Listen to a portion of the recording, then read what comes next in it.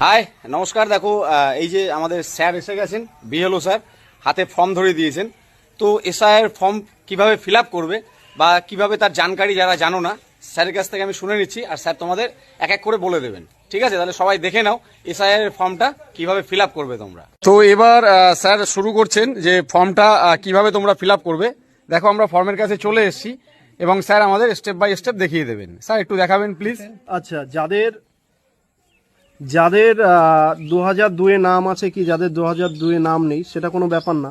প্রথমেই এই যে কলমটা, এইটা সবাইকে ফিল আপ করতে হবে। যাদের যাদের নাম আছে 2025 সালের ভোটার লিস্টে তাদের সকলকে এই জায়গাটা ফিল আপ করতে হবে। তার জন্ম তারিখ দিতে হবে, আধার নাম্বার দিতে হবে, মোবাইল নাম্বার দিতে হবে, পিতা বা অভিভাবকের নাম দিতে হবে, হ্যাঁ, এবং তার এপিক নাম্বার দিতে হবে, মায়ের নাম্বার দিতে হবে এবং মায়ের এপিক নাম্বার দিতে হবে। স্বামী হলে স্ত্রীর নাম, স্ত্রী হলে স্বামীর নাম, বা স্বামী স্ত্রী যদি কারোর না থাকে তাহলে কিছু দেবে না, তার এপিক নাম্বারও দেবে না। ধরুন 2002 সালে কারোর নাম ছিল ভোটার লিস্টে লাস্ট এসআইআর অনুযায়ী, তাহলে সে এই জায়গাটা ফিল আপ করবে। এই যে নিচে বাঁ পাশের এই জায়গাটুকু সে ফিল আপ করবে। সে তার নিজের নাম লিখবে, এপিক নাম্বার দেবে, আত্মীয়র নাম বলতে সে তার বাবা অথবা স্বামীর নাম দেবে, মানে 2002 সালে যে গার্জিয়ান নাম ছিল তার নামটা দেবে। সম্পর্ক দেবে, সে যদি বাবা হয় বাবা, স্বামী হলে স্বামী, স্ত্রী হলে স্ত্রী, সে যেটা সম্পর্কে দাঁড়াবে সেইটা দেবে। আচ্ছা, জেলা, রাজ্য, বিধানসভার নামটা দেবে, সেই সময়কার বিধানসভা ক্ষেত্রের নাম্বার, অংশ নম্বর এবং ক্রমিক সংখ্যা। এটা চেঞ্জ হবে অবশ্যই, সেই চেঞ্জটাই দেবে, মানে 2002 সালে যেটা ছিল সেটাই দেবে। যাদের 2002 সালে নাম ছিল না তারা কি করবে, তারা দেখবে তার বাবা, মা, ঠাকুরদা, ঠাকুমা এদের নাম 2002 সালে কোথায় আছে, সেই অনুযায়ী তাদের নাম এবং তথ্য এখানে দেবে। ধরুন কারোর বাবার নাম 2002 সালে আছে, ছেলের নাম নেই, সে তখন বাবার নামটা এখানে দেবে, তার এপিক নাম্বার যদি সেই সময় থেকে থাকে তাহলে দেবে। আত্মীয়র নাম বলতে সে তার বাবার নামটা দেবে। সম্পর্ক বলতে যে ফর্ম ফিল আপ করছে এবং যার নাম দিচ্ছে এই দুইজনের সম্পর্কটা লিখতে হবে। মানে যদি ছেলে বাবার হয়ে লেখে, বাবার সম্পর্ক নিয়ে লেখে, তাহলে এখানে বাবার নাম লিখবে, বাবা লিখবে আর কি।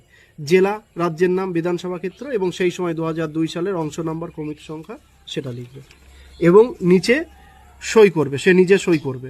যদি সে ব্যক্তি নিজে বাড়ি না থাকে, যার ফর্ম, সে যদি বাড়ি না থাকে তাহলে তার ফর্মটা সই করবে তার বাবা, মা বা বাড়ির যে আছে সেই বাড়ির একজন ভোটার, সে সই করে দেবে এবং পাশে তার সম্পর্কটা লিখে দেবে, বাবা, মা, ঠাকুরদা, ঠাকুমা, দাদা, বৌদি, যাই হোক, পাশে সেই সম্পর্কটা উল্লেখ করে দেবে।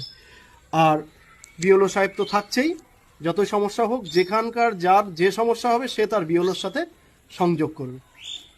এটাই হচ্ছে টোটাল ফ্যাক্ট। তাহলে তোমরা বুঝে নিয়েছো আমাদের বিএলও স্যার আমাদের গ্রামে আছেন এই মুহূর্তে।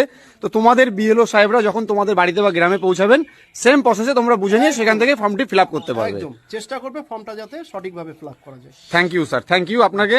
Thank you. তো দেখো এই যে স্যার টোটালটাই বলে দিয়েছে আর তোমরা দেখে নিয়েছো। আর আমাদের একজন কাকিমা, কাকি কি প্রশ্ন করবে তুমি স্যারকে? স্যার বলছি ওই ফর্মটা কি বাংলায় যা লেখা আছে বাংলাতেই ফিল আপ করবো নাকি ইংরেজিতেই? ফর্মটা ফিল আপ আপনার বাংলায় সুবিধা হলে বাংলায় করবেন, যদি ইংরেজিতে সুবিধা হয় ইংরেজিতে করবেন। তবে সংখ্যা যেগুলো, যেমন ডেট অফ বার্থ বা আধার কার্ডের নাম্বার বা আইডি নাম্বার, এইগুলো সবসময় চেষ্টা করুন ইংরেজিতে লেখা।